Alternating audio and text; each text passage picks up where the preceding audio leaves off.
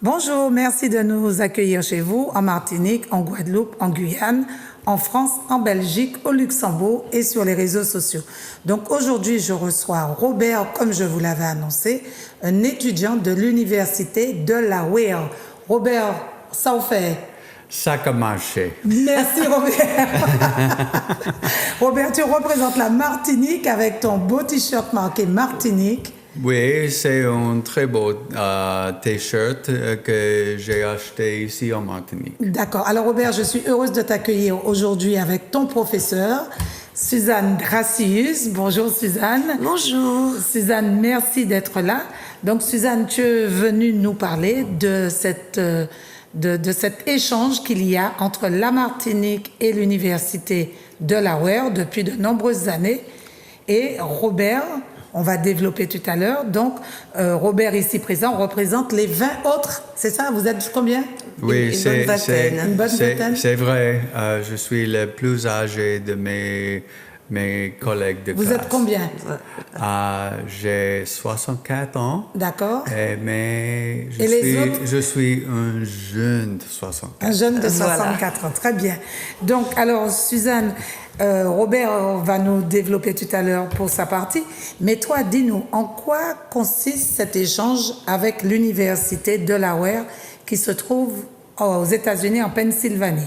Dans le Delaware, donc justement c'est un tout petit État qui s'appelle le Delaware et l'université, donc c'est l'université du Delaware.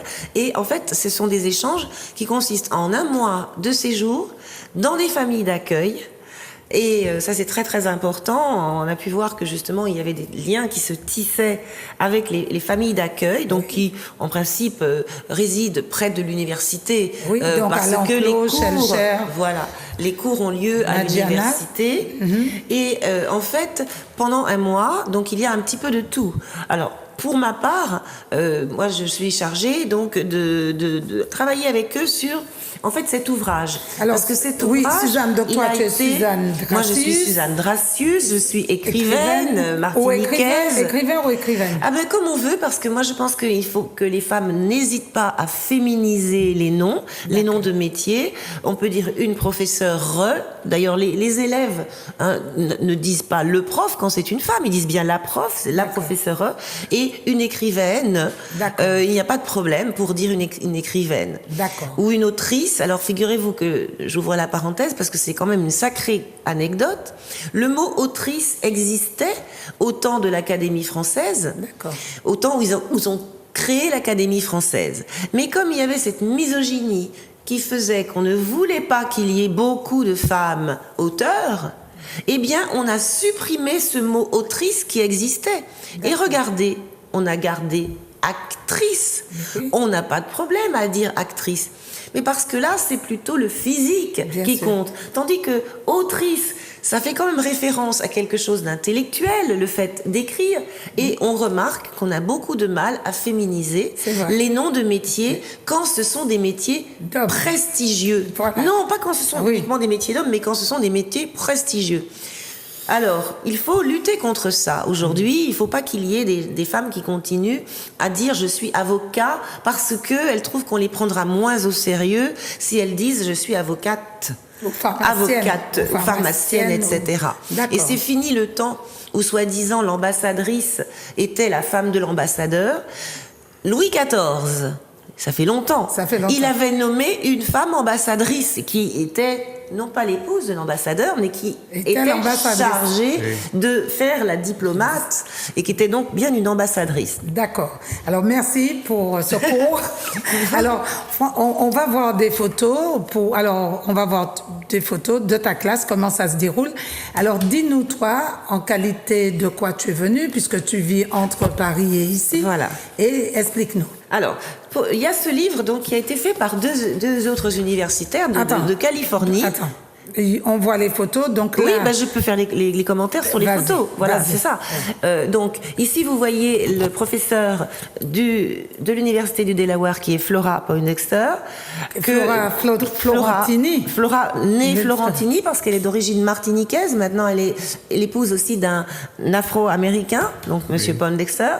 Et il se trouve que, par ailleurs, moi, je figure dans ce livre, qui est étudié dans tous les États-Unis, même en Australie, enfin dans toutes les universités montre la première de francophones. couverture parce qu'on va pas Alors je voir. montre la première de couverture. Voilà. Mais on va pas voir alors l'intérieur. je suis en compagnie de vraiment de beau monde, de prestigieux auteurs. Donc ce sont il y a par exemple Albert Camus qui a eu le Nobel. Il y a Le Clésio, qui a eu le Nobel aussi. Il y a Assia Djebar, qui est entrée à l'Académie française. Et bon, moi, je suis la seule martiniquaise. Et la préface est de Marie Scondé, donc, qui vient d'avoir le prix Nobel alternatif, il n'y a pas longtemps. Elle est guadeloupéenne. Ce sont des textes qui sont présentés dans leur version originale en français, mais qui sont avec des questions, des introductions, des aides à la lecture en anglais. Donc c'est vraiment un manuel qui est destiné aux étudiants, aux apprenants de français. Mais le texte que j'ai dedans, qui s'appelle Montagne de feu, est un extrait de Rue monte au ciel. D'accord. C'est un extrait de Rue monte au ciel. Et donc là, voilà, un extrait de mon livre Rue monte au ciel, avec Montagne de feu, avec l'histoire de la montagne pelée. Et en ce moment, ils sont à Saint-Pierre. Enfin, ils sont en train de rentrer de Saint-Pierre, où ils auront visité justement la rue monte au ciel, où se passe l'action de mon livre. Et ils ont travaillé sur, alors, pas seulement la littérature, mais aussi des paysages. Ils ont fait beaucoup d'excursions. Ils ont également beaucoup goûté la gastronomie antillaise. Ils ont apprécié ça. Oui. D'accord. Alors, Robert, c'est la première fois que tu viens en Martinique? C'est vrai, ma première fois. D'accord. Alors, je suis ébahi par ta performance, puisque tu as 64 ans. Il y a 40 ans que tu as laissé l'école. Et à 61 ans, tu as décidé de retourner sur les bancs de l'école, à l'université de Delaware. C'était pour moi comme un souhait qui est venu vrai. Un rêve qui s'est réalisé. À Delaware, quand on a 60 ans ou plus, on peut étudier à l'université de Delaware gratuitement. Aux États-Unis, c'est très cher pour étudier à l'université. Et ce programme a été développé pour donner les plus vieux ou une autre fois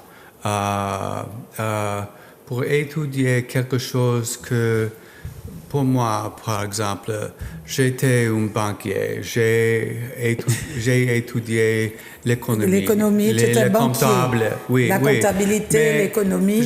Je veux toujours parler français couramment et on ne peut pas étudier les langues étrangères qui est très difficile au même temps le comptable, l'économie, etc. Bien sûr. Dans ton cursus, c'était pas évident de faire le français en plus pour être banquier. J'aime beaucoup la langue française.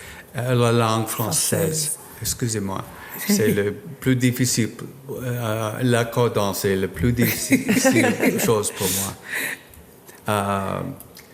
Et donc, tu as 40 ans, à 61 ans, tu décides de revenir. C'est 40 ans depuis que j'ai étudié le français avant. D'accord. Mais j'ai une ligne favorite de mon jeunesse, d'une petite pièce de théâtre qui dit la langue française est la plus belle langue du monde. Après le créole. Oui, c'est vrai. D'accord. On va dire ça, on est chauvin. Hein, Oui, on va oui, dire ça. je comprends. D'accord, ben merci Robert pour cette introduction. Donc, tu es resté 1 mois en Martinique, Oui. dans une famille d'accueil. On Oui. fait un coucou à Valentin. Oui, C'est Valentin et sa femme s'appelle Christiane. Ma famille d'accueil est très gentille. Et il sert pour moi comme les coachs. C'est ton coach. Nous avons les conversations. Oui. Et quand j'ai fait un petit faux, il dit oh non c'est masculin, c'est féminin. D'accord. Le passé composé. Et pour moi, c'est une expérience socratique. Il fait accoucher ton esprit. Oui, Ça, oui, c'est oui. ça s'appelle la maïeutique. La maïeutique, en fait, ça veut dire l'accouchement, puisque la maman de Socrate, tu sais quel est le métier, quel est le métier que faisait la mère de Socrate. Le philosophe de grec. Oui, sa mère était sage-femme.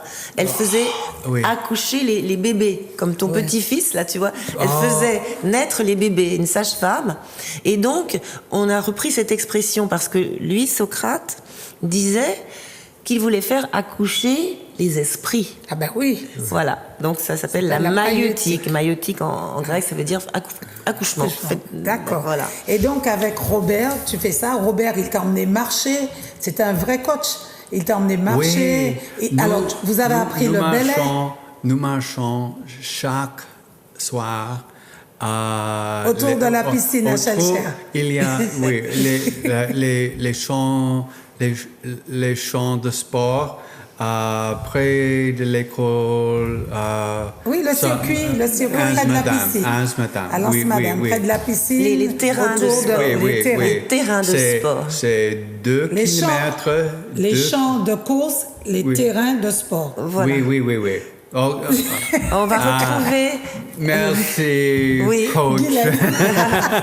On va retrouver le mot champ pour le champ de Mars, par exemple, à Paris, parce que on va retrouver l'idée d'un terrain pour s'exercer à l'armée. Mars, c'était le dieu de la guerre, donc les champs de Mars. Mais on ne dira pas les champs de sport. Ou les champs de course pour les cheveux. On dit les champs de course, comme l'a bien dit Guylaine. Mais ça va être réservé aux chevaux. Alors, donc, Robert, alors c'est magnifique parce que vous avez appris à danser le belay. Oui. Pas moi. Ah bon? Mais je t'ai vu, tu as participé. Pendant ma marche, la soir avant la danse, le belay. Le belay, oui. Malheureusement, j'ai blessé mon pied. Et le belay est une danse pour moi très athlétique. Ah, oui. Même pour moi. T'inquiète pas. Pour mes genoux, pour mon dos. Je ne peux pas danser. Mais je peux chanter et j'ai chanté avec le chanteur. Tu as chanté quoi? Tu as chanté quoi? Attends. Les belles que je ne sais pas les mots. C'était quoi les lyriques de accueil, n'est-ce pas? Après. Tu faisais les chœurs. Ouais, tu dansais pas, tu faisais les chœurs. J'ai oublié l'air du. J'ai demandé à Mabello. C'est Mabello, Mabello, zip zap wabap. Zip zap wabap, ouais. Mabello, Mabello. Comme ça, il y a on chante les expériences martiniquaises. Et le chanteur est comme pas exactement, mais comme un chaman qui parle l'histoire Oui. de campagne. Oui, c'est ça, c'est des chants pour travailler. Et pour Oui. tous les gens, faites attention, on répétait le premier vers, n'est-ce pas? D'accord, Oui. mais c'était Oui. très très bien. Et vous avez fait des entrées, des sorties, une belle expérience. Vous avez visité aussi beaucoup la Martinique. Oui, oui. Mes camarades ont visité la montagne Montpellier. Et en même temps, j'ai visité la plage Le Diamant. D'accord. Et nous avons maintenant... Comment ça s'appelle, Suzanne? Vous avez vu le mémorial le mémorial. Oui, des esclaves. Oui, le mémorial. Et il y a une Le Cap. plaque, mémorial de... Le Cap 110. Le Cap 110 avec les statues. Oui, les statues. Les statues tournées vers la mer. Oui, oui. Le micro. Oui. Quoi? D'accord, oui. Oui, il y a beaucoup de grandes statues oui. qui montrent les esclaves. Oui. Et ils regardent la mer comme ils souhaitent que traverse en Afrique. Oui, c'est en direction de l'Afrique, c'est le Cap 110. C'est pour ça que ça s'appelle Cap 110. Ça nous crée une belle transition vers ce dont je vais vous parler parce que, regardez, j'ai écrit dans Rue Monte-au-Ciel, il n'y a pas de coïncidence, il n'y a que des correspondances baudelairiennes. Et vous allez voir toute cette série. D'une part, les étudiants sont venus visiter l'exposition qui a lieu en ce moment encore à l'Atrium et qui s'appelle Migrants, Oui. qui est l'exposition d'Hugues Henry, qui est une des familles d'accueil de ces étudiants américains du D'accord. Delaware. Oui. C'est vrai. Il était là d'ailleurs samedi à la fête finale et il m'avait donc déjà depuis quelque temps invité à faire une conférence parce que en parallèle avec l'exposition Migrants d'Hugues Henry qu'on peut voir à l'Atrium, Oui. il y a deux choses. Il y a une anthologie bilingue français-italien que je viens de sortir, que j'ai coordonné avec non seulement des poèmes de moi, mais des textes aussi de différents auteurs français et italiens. Et je vais donc, alors je vous donne rendez-vous le lundi 11 février D'accord. à 18h30. La veille de mon anniversaire. Ah, alors, bravo, on te souhaitera. Mais j'espère que tu y viendras. Oui, ça va se passer à la case avant à l'Atrium, à la case avant à l'Atrium, le lundi 11 février à 18h30, de 18h30 à 20h. Et ensuite, à partir de 20h, il y aura le vernissage bis, parce qu'il y a déjà eu un premier vernissage de l'exposition sur les migrants. Alors, vous avez deviné que l'ouvrage est sur les migrants, sur l'exil. D'ailleurs, le thème de la conférence, c'est cela, c'est l'exil. J'y serai aussi avec Patrick Matelier-Guinlet, Oui. qui est poète. Nous allons faire également des lectures en parallèle avec la conférence. Et donc, il y aura le vernissage bis à partir de 20h avec des nourritures terrestre à l'issue des nourritures néo-humanistes, puisque le livre en question s'appelle Nourriture néo-humaniste. Et donc rendez-vous lundi 11 février 18h30 à la case avant, au premier étage de Tropique Atrium à Fort-de-France. D'accord. Alors, donc ces étudiants qui sont au nombre de... Vous êtes 20 ?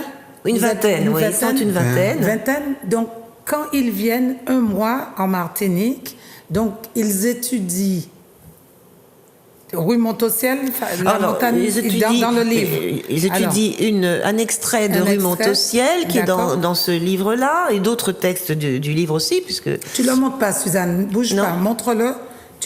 Les gens ne le voient pas. Voilà. Le voilà. Bouge pas. Il viendra, bouge pas. Voilà. Donc ça s'appelle Diversité, la nouvelle francophone. La nouvelle francophone, d'accord. Donc là-dedans, il y a un extrait de rue de Montauciel. rue Montauciel. Et j'ai beaucoup aimé comment tu faisais ton cours parce qu'il y avait quand même de l'histoire. Quand tu leur demandais, tu parlais de l'esclavage, tu parlais de... Comment tu prépares ton cours pour justement l'histoire importante de l'esclavage, comment tu arrives à emmailloter ça, puisqu'on parlait de maillotage, emmailloter, comme on dit chez nous, pour parler de ce qui est important aussi. Oui, c'est-à-dire que forcément, je fais l'explication du texte. Bon, le texte, il s'appelle Montagne de feu.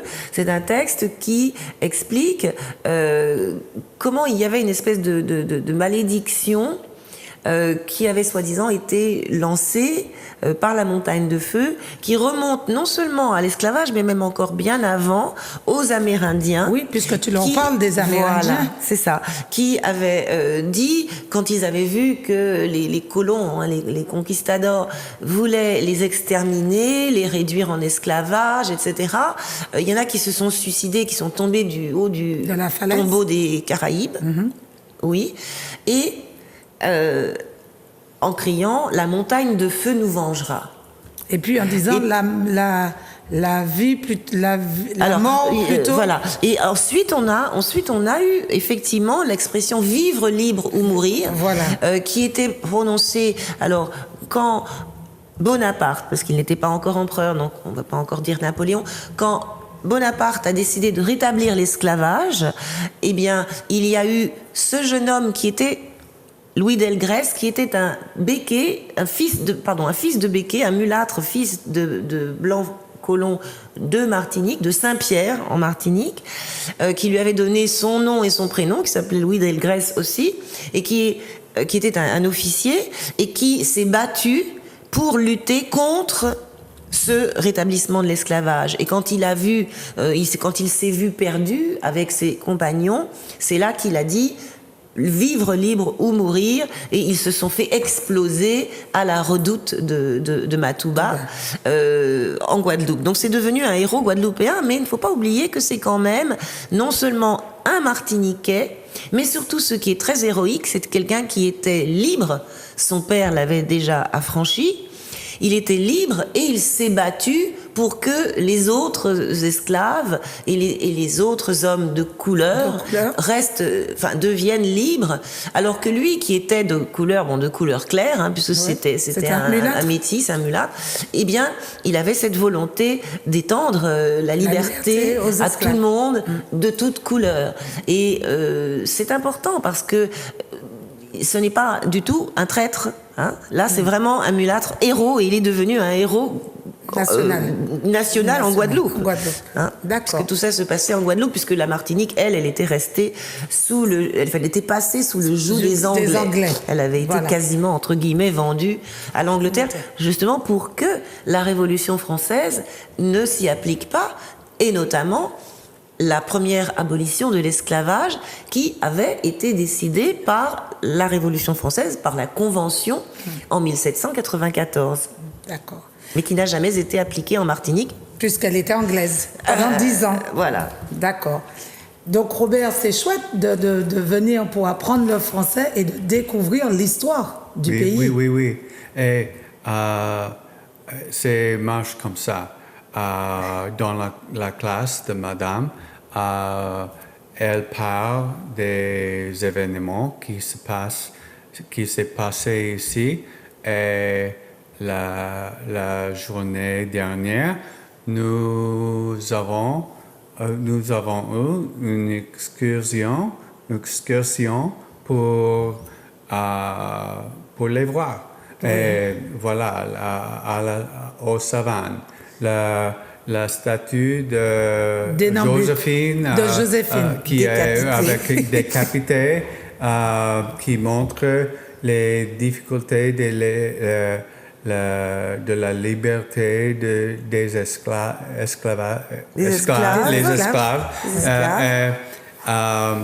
Ça fait tout marche ensemble. Oui, c'est vraiment un séjour Oui, et après... Comme une immersion. Oui. Oui, oui.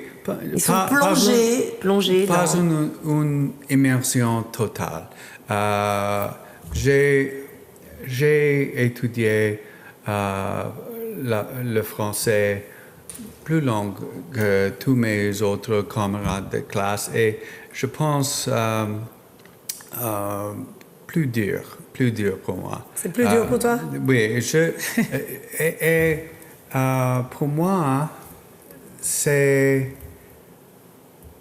peut-être mon dernière fois Mais tu es jeune. pour une expérience comme ça. Mais tu reviens l'année prochaine pour continuer. Oui. Je dois continuer. J'expecte reviendrai ici. Je reviendrai. Oui, je veux. Tu veux revenir. Tu veux revenir. Oui, je veux revenir. Tu sais que la Martinique est, entre autres, surnommée l'île aux revenants, avec l'idée qu'on va toujours revenir. Oui. Voilà. Comme tu le souhaites. C'est vrai. Mais alors, je ne peux pas la dire mieux que moi. Mais tu sais, Robert, une fois que tu es venu en Martinique, tu t'es fait des amis parce que c'est comme ça. Valentin et Christiane, et puis tous les autres que tu as rencontrés, moi et autres. Martinique. Tu prends un billet avec une compagnie que je ne vais pas nommer qui est pas chère aux États-Unis, c'est direct. Et tu viens passer des vacances et tu seras en immersion pour parler, puisque tu parles très bien déjà. C'est ça pour moi. Oui. C'est ça pour moi. Mais moi, j'aurais aimé parler anglais comme tu parles français. Mais on va faire des échanges.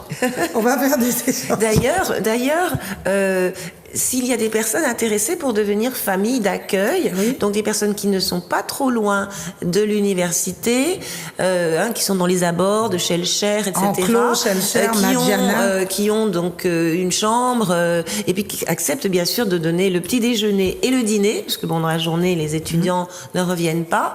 Eh bien, vous pouvez alors peut-être vous adresser à Zouk TV, mettre un petit mail ou un petit message à Zouk TV, à transmettre à Guylaine Régal, qui me transmettra et je transmettrai à l'université du Delaware, puisque bon là ils vont repartir, leurs professeurs vont repartir aussi, mais c'est toujours à cette époque de janvier, donc voilà. Donc c'est roi d'action. Et c'est rémunéré bien sûr, hein, ce n'est pas gratuit. Les familles d'accueil sont largement, généreusement dédommagées financièrement. Sur le plan pécuniaire, il n'y a pas de mise de fonds. C'est pas gratuit. Mais il y a une générosité du cœur à donner parce que effectivement, c'est vraiment un accueil. C'est-à-dire que Robert va vous décrire un petit peu. C'est pas uniquement bon, allez, voici une chambre, voici un repas. Hein, l'accueil, c'est vraiment un accueil avec presque une affection, une amitié avec Valentin et Christiane. Valentin et Christiane sont... j'ai dit que Valentin, que nous sommes comme frères. Comme frères. C'est beau. De la commencement. Dès que vous vous êtes rencontrés. La première journée, nous avons venir. Nous sommes venus. Les amis. Nous sommes devenus amis. Dès le premier contact, dès le premier jour. Oui. D'accord. Et alors, Robert, avant de venir en Martinique, comment tu imaginais la Martinique? Quelle idée que tu te faisais? Parce que nous, quand on va aux États-Unis, Robert, quand on va aux États-Unis, nous, on a toujours vu des films. Donc, on sait comment c'est New York, on sait comment c'est Miami. Le canne à sucre, le film, le canne à sucre.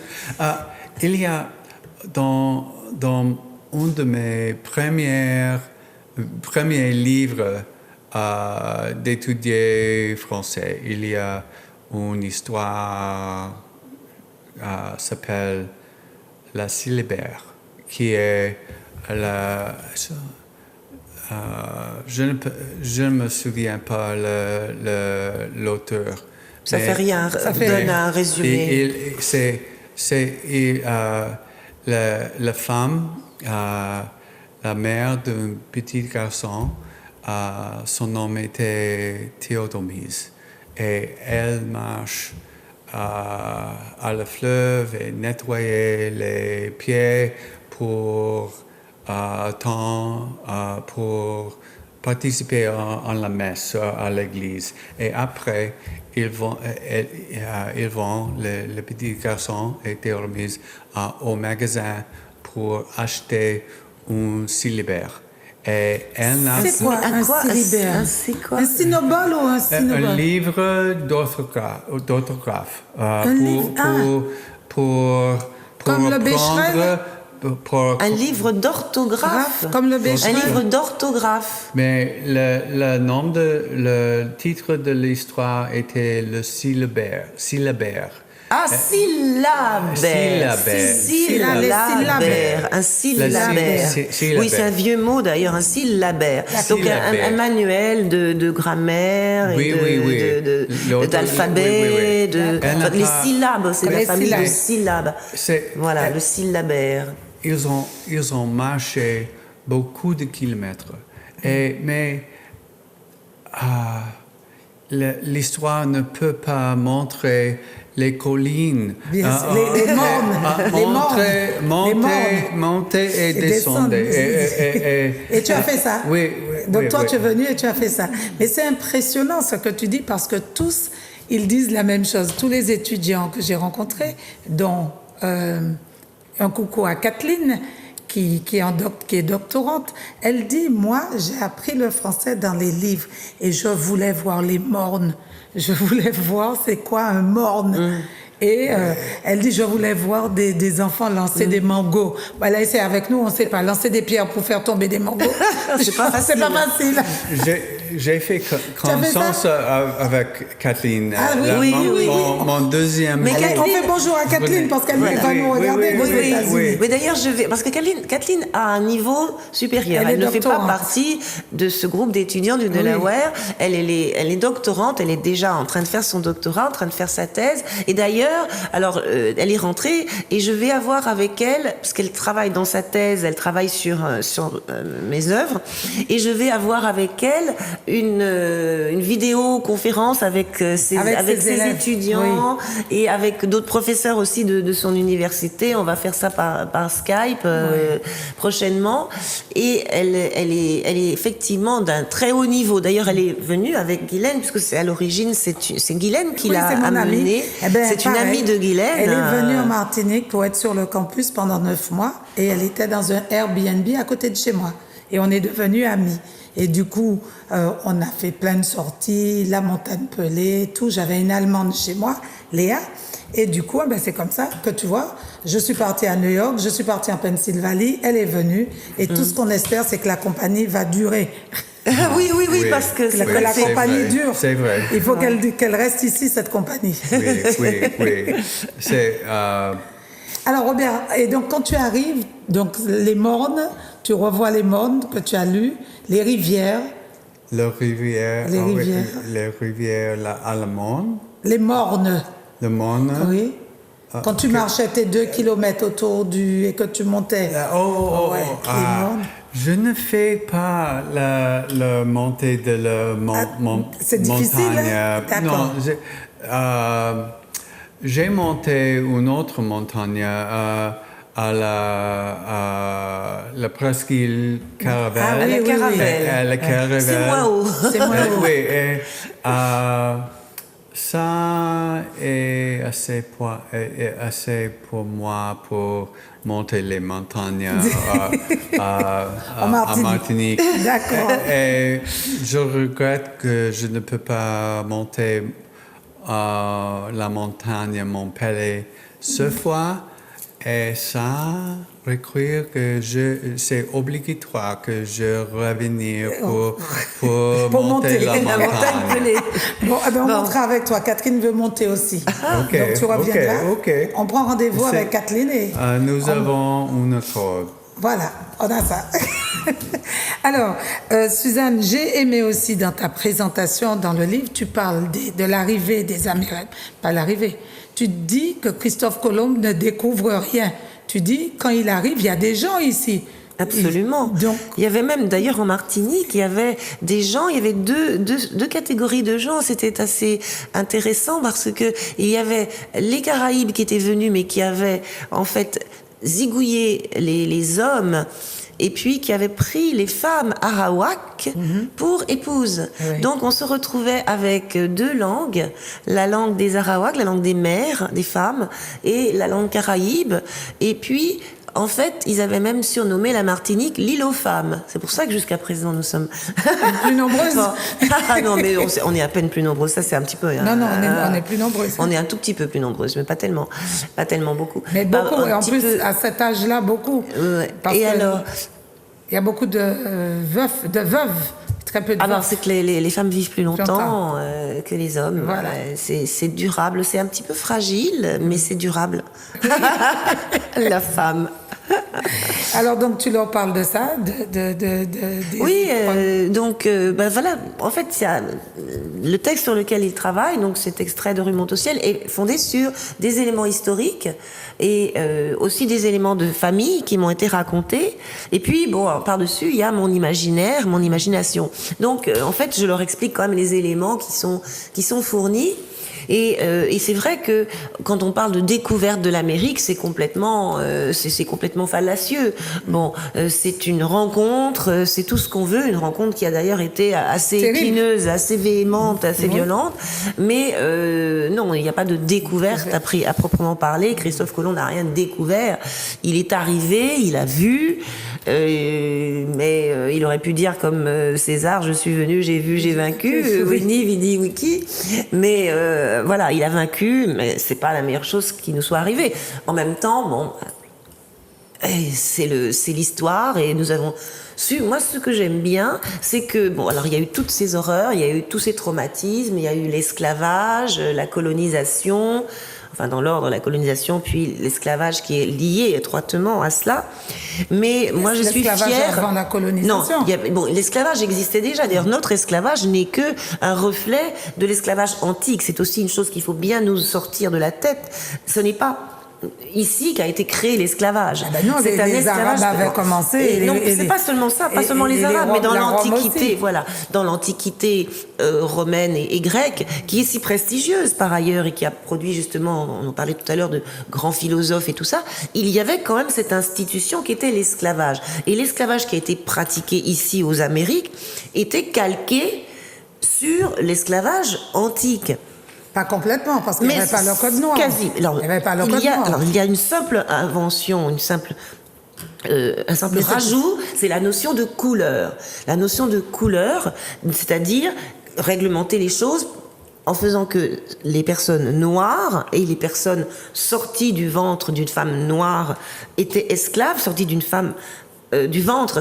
Mais c'était la même règle, la même loi, ex utero, donc de l'utérus, qu'il y avait aussi à Rome. Tout enfant qui sort du ventre d'une femme esclave est esclave, quel que soit le statut du père.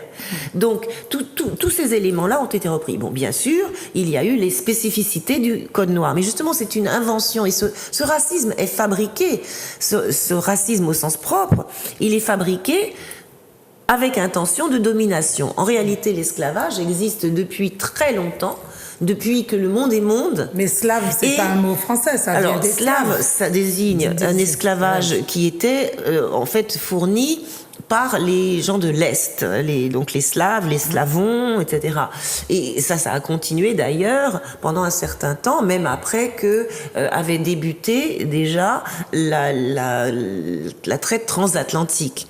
Ce qui nous caractérise, c'est justement que nous, nous sommes issus de cette résistance. Moi, je n'ai absolument pas honte de mes ancêtres esclaves, parce que nous avons une résistance absolument magistrale, étant donné... On va parler de résilience alors. Alors, il y a résilience, effectivement, le moyen de rebondir, d'être peut-être même plus fort après ce gigantesque trauma. D'ailleurs, il y a un livre qui est paru là, qui s'appelle L'esclavage, quel impact sur la psychologie des populations et qui est J'ai issu... reçu le docteur Charles Nicolas Voilà. ici, on l'a présenté. Et c'est avec Pago. Voilà, donc il y a des textes de Pago, il y a des textes de Myriam Cotias qui dirigeait justement le comité sur l'esclavage, etc.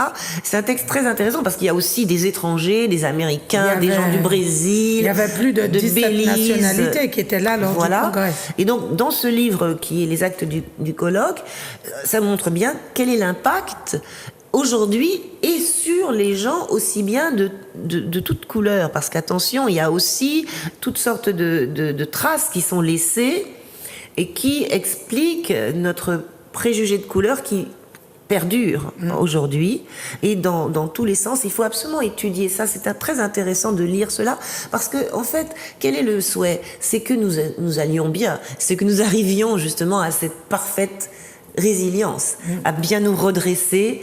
En tout cas, déjà, avoir la fierté de cette résistance à l'esclavage, cette résistance à tous les sens du terme.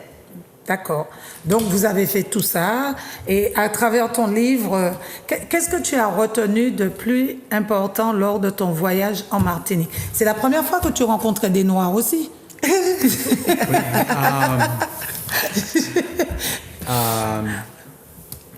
Pour moi, il y a les Blancs et Noirs aux États-Unis aussi. Oui. Et à mon État, Delaware, il y a une très longue histoire, pas bon, un peu grave, où le racisme est embêté. C'est une partie de la loi, de partie de les règles Oui, sociales. tout ce qui était la ségrégation aux années 60. Je pense comme ça. L'esclavage en Martinique est interdit après 1848. Oui. Aux États-Unis, Beaucoup plus tard. 50 ans plus tard. Non, oui, pas 50 quand même. non. 65. Ah, c'est au Brésil. 65. 1865. La fin de la guerre civile aux États-Unis. Que nous appelons guerre de sécession. Presque pas lointain après les 3 amendements de la Constitution, le 13, le 14 et le 15 amendements de la Constitution. Ça le temps, 48 à 65. Et un peu après. Et je pense que Martinique, ça a un commencement avance. Comme un cours, il y a... les États-Unis sont derrière l'avancement de Martinique en le cours de compréhension de les luttes entre les races. Avec Trump, avec un je ne veux pas sauter au milieu de cette controversie, mais les gens, les peuples, les personnes des États-Unis, nous avons le pouvoir et nous la donner à notre politicien par notre vote. Bien sûr, on fait toujours ça. Nous aussi, avec Macron. Mais et aujourd'hui, on s'en mord les doigts. Je parle pour moi.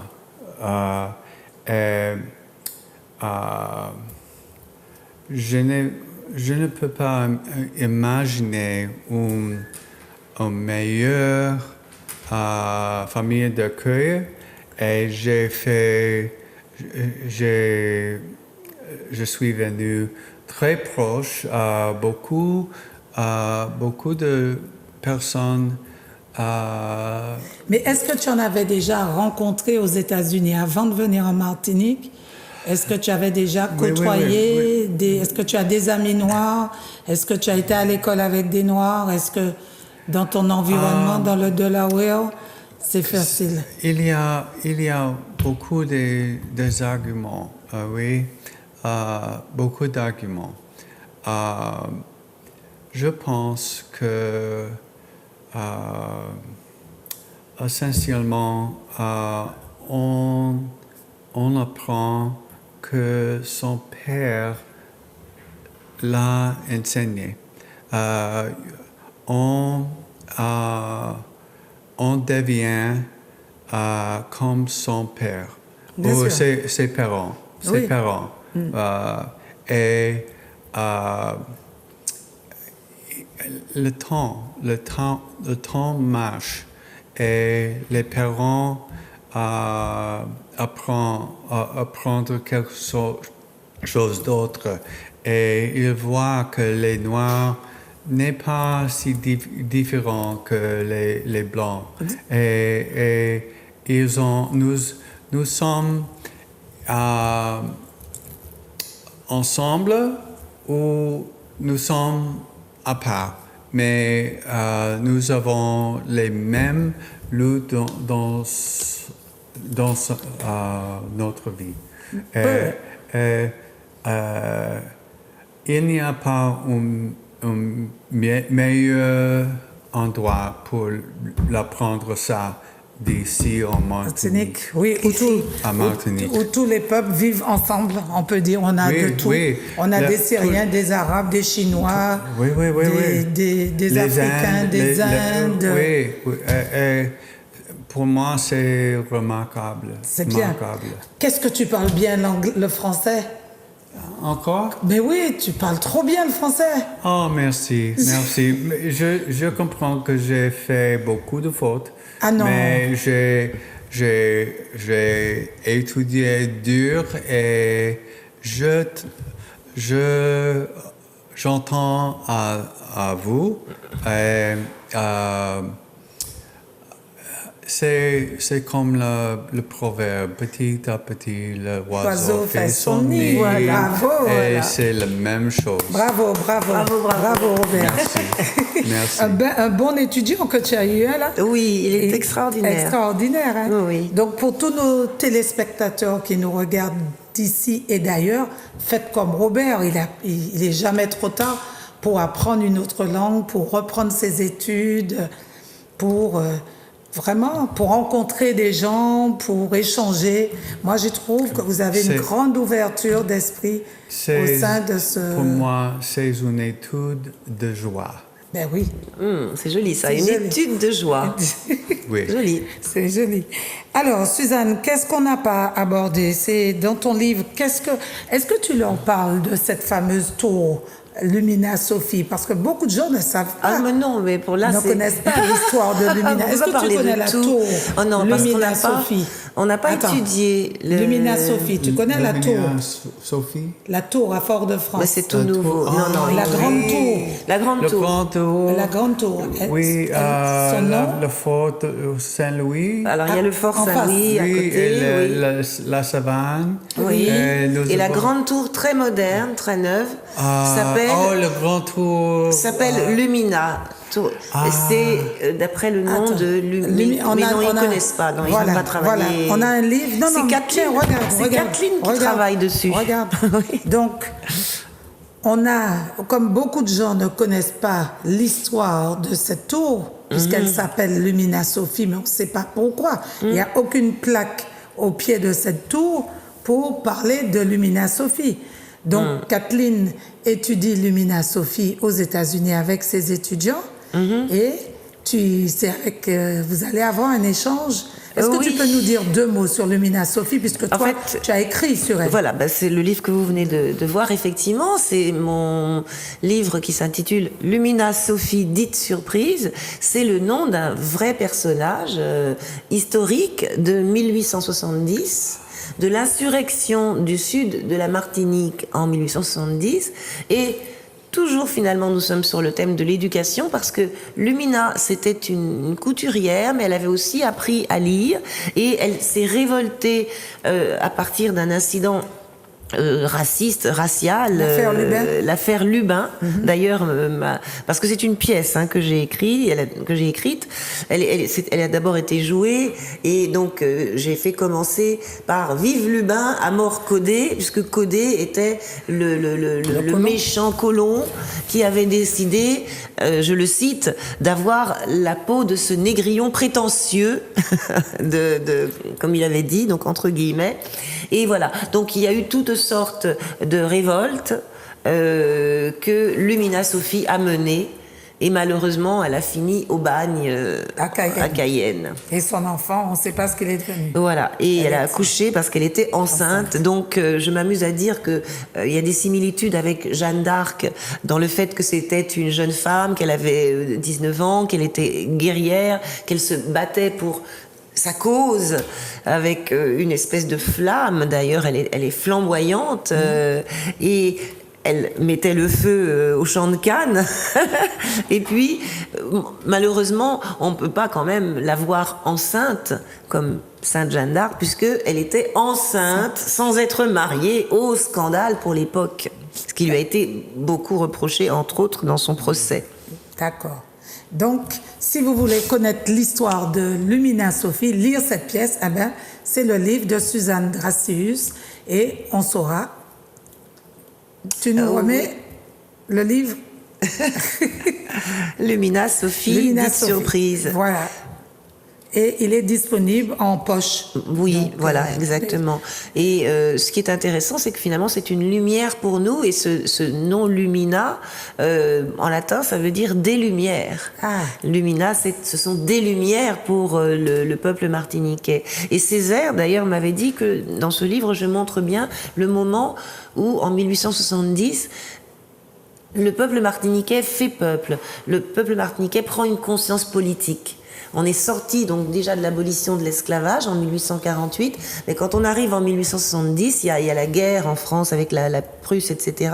Et on est ici en train de voir que, par exemple, d'ailleurs c'est écrit dans les journaux d'époque, parce que j'ai travaillé avec les journaux de l'époque, nègres et indiens fraternisent. Et ça c'est très important, c'est à partir de ce moment-là que ceux qu'on avait appelés de façon un peu méprisante, enfin même très péjorative, les coulis, commencent à être dans un mouvement où ils vont faire corps avec le reste de la population. Et c'est comme ça qu'on va arriver à progresser.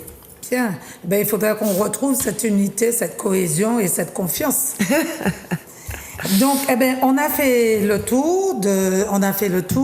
Donc, Robert, tu repars quand Je retourne aux États-Unis le 3 février. Le 3 février. Oui, mes camarades de classe retournent le vendredi.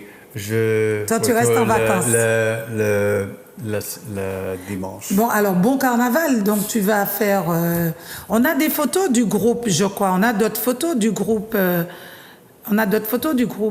Donc, tes camarades de classe repartent... Et toi, tu vas faire le carnaval. Tu as déjà vu le carnaval? J'ai fait mes propres arrangements. D'accord. Et j'ai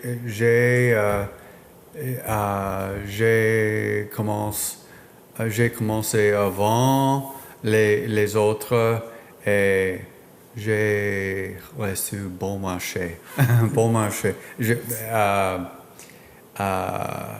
Aux États-Unis, j'ai conduit ma voiture pour Uber et j'ai gagné tout l'argent pour bien et puis pour rester en vacances. Super. Oui. Donc tu as fait le chauffeur, tu as travaillé pour venir. Super. Bravo. Mon premier conduire ici. D'accord. Bien, alors on va, Suzanne, le mot de la fin. Le mot de la fin, moi je suis absolument ravie, je suis toujours très très désireuse de voir que nous avons à la fois partagé une culture, une langue, des manières d'être qui sont passé comme ça. Et puis, nous avons donné l'occasion à ces jeunes gens et à ces moins Et aux plus jeunes. Mais c'est ça qui est fantastique. C'est pour ça que j'étais Merci. ravie Merci. que Robert vienne. Parce que bon, c'est plus original que d'avoir tous les jeunes gens d'une vingtaine d'années. Et Robert est vraiment un cas extraordinaire. J'espère qu'il va stimuler, les autres personnes. Et les On voit Martiniquais. comme il est heureux, de reprendre des études, de faire un voyage comme ça. Bon, ça coûte peut-être un petit peu des efforts. On va faire le Uber ou quelque chose. Mais je pense que vraiment, il en sort quelque chose. Les voyages forment la jeunesse. Éternelle. Oui. La Et puis, jeunesse je vais- éternelle. Tu voulais dire quelque chose, Robert? C'est le plaisir de mon cœur. Ah, merci Robert. Je vais remercier mes sponsors. Je vais remercier l'ISAC pour mes lunettes au 66 rue Victor Hugo à Fort-de-France. Et je vais remercier la boutique Autrement pour ma robe. Vous la voyez pas, mais c'est très joli. Ravissant. C'est ravissant. À la rue Lamartine face au petit couvent. Donc voilà, et puis la photo de la fin, je voudrais la montrer, c'est le petit garçon. François, montre-moi la photo du jeune qui est sous l'eau. Le jeune migrant, et Le ça jeune me permet migrant. de rajouter donc Voilà. le rendez-vous sur les migrants, la conférence lundi 11 février à l'Atrium à 18h30 sur l'exil, les migrants, Voilà. Et ce jeune migrant, les personnes qui se déplacent comme ce ça. jeune migrant, c'est un jeune qui a 14 ans, qui est parti d'Afrique, et il avait cousu pour protéger dans ses vêtements ses notes, parce qu'il espérait aller en France à l'école, il espérait pouvoir avoir un autre avenir. Donc souvent les gens ils partent pas que pour manger le pain des Français. Non. Et le savoir. Le savoir. Savoir, c'est pouvoir. Justement, je l'ai écrit dans Lumina, Sophie dite surprise. C'est un bien, le savoir, c'est la terre des gens sans terre. Voilà, c'est beau. Le savoir, c'est la terre des gens sans terre.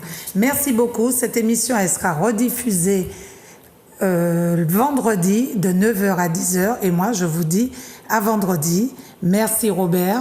Merci. Tchemberet Pamoli. Abaka. Opakaboli. Suzanne, merci beaucoup.